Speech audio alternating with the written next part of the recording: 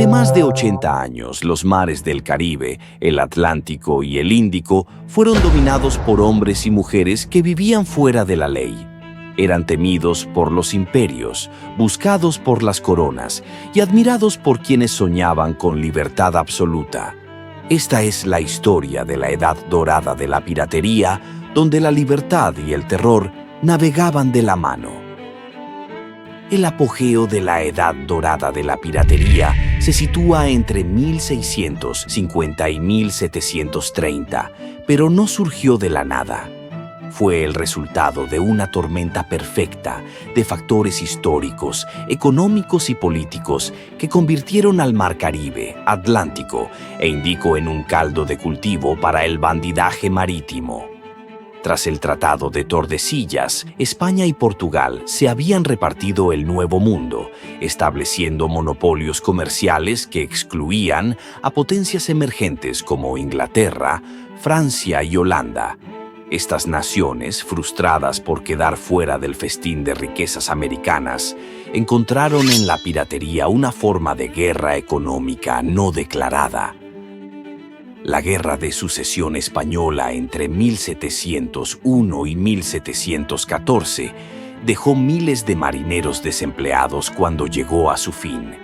Estos hombres, curtidos en el combate naval pero sin medios de subsistencia, vieron en la piratería una alternativa al hambre.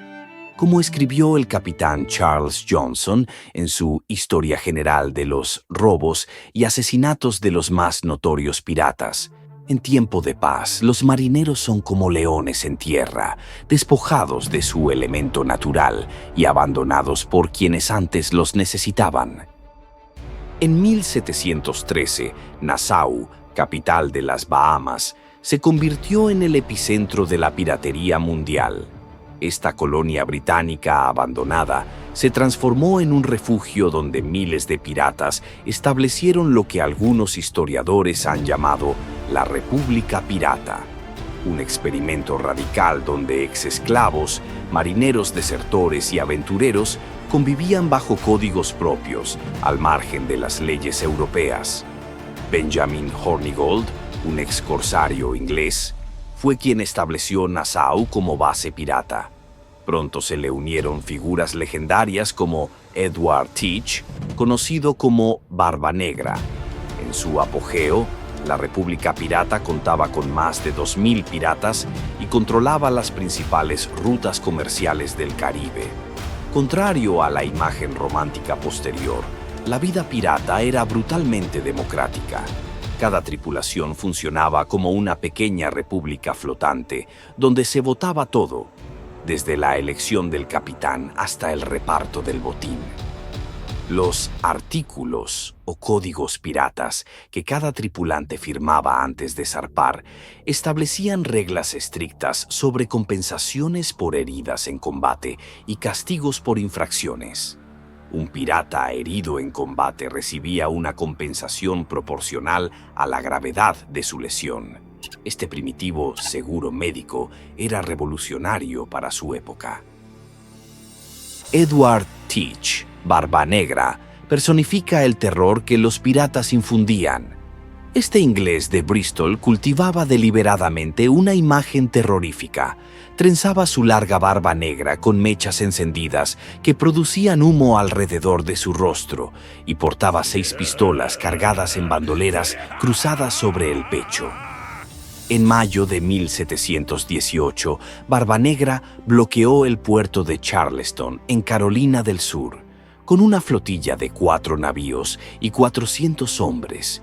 Durante una semana interceptó todos los barcos que entraban o salían, tomando rehenes y exigiendo un rescate en medicinas.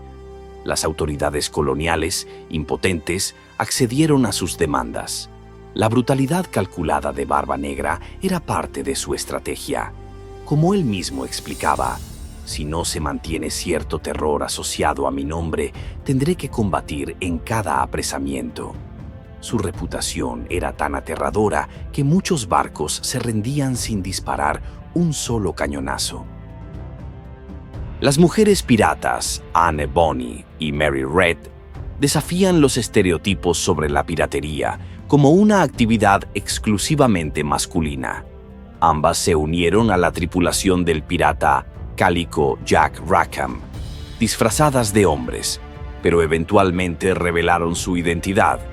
Según los registros del juicio contra la tripulación de Rackham en 1720, cuando su barco fue abordado por un navío militar británico, solo las dos mujeres pelearon valerosamente, mientras Rackham y el resto de la tripulación, borrachos, se escondían bajo cubierta. Condenadas a la horca, ambas evitaron la ejecución al declararse embarazadas, ya que la ley británica prohibía ejecutar a mujeres encintas. Mary Read murió en prisión por fiebre, mientras que el destino final de Anne Bonny sigue siendo un misterio histórico. En 1718, el capitán Woodes Rogers llegó a Nassau con el mandato real de erradicar la piratería.